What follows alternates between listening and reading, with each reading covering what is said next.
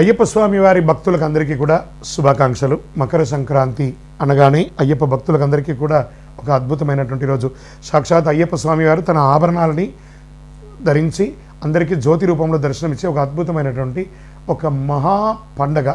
అలాంటి పండగ Brahmasri doctor yes Chandramouli గురుస్వామి గారు అయ్యప్ప స్వామి వారి 18 అవతారముల దేవాలయాన్ని తిరుపతిలో నిర్మించి ఉన్నారు.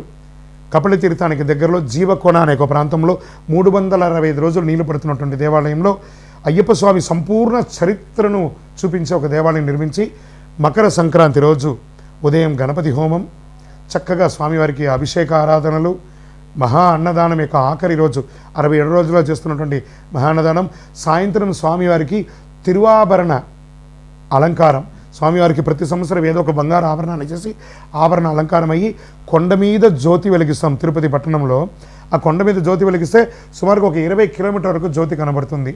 అవకాశం ఉన్న ప్రతి భక్తులు శబరిమలకి వెళ్ళి తిరిగి వచ్చేవాళ్ళు మన గుడికి రండి, లేదా ప్రత్యేకించి ఏ విధమైనటువంటి కోరికతో ఉన్న వాళ్ళందరూ కూడా మకర సంక్రాంతి రోజుకి వచ్చి కార్యసిద్ధి కలిగించే ఈ అయ్యప్ప స్వామి దేవాలయంలో 18 ప్రదక్షిణాలు చేసి మీరు మొక్కుకుంటే తప్పకుండా నెరవేరుతుంది. ఇది సత్యం. నేను చెప్పిన వాళ్ళందరూ ఎన్నో రకాలుగా చేసి అనుభవించున్నారు ఆ యొక్క అనుభూతిని.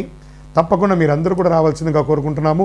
మకర సంక్రాంతి 2026 జరగబోయే ఒక అద్భుతమైనటువంటి పండుగకు మీ అందరి కోసం ఎదురు చూస్తున్నారు.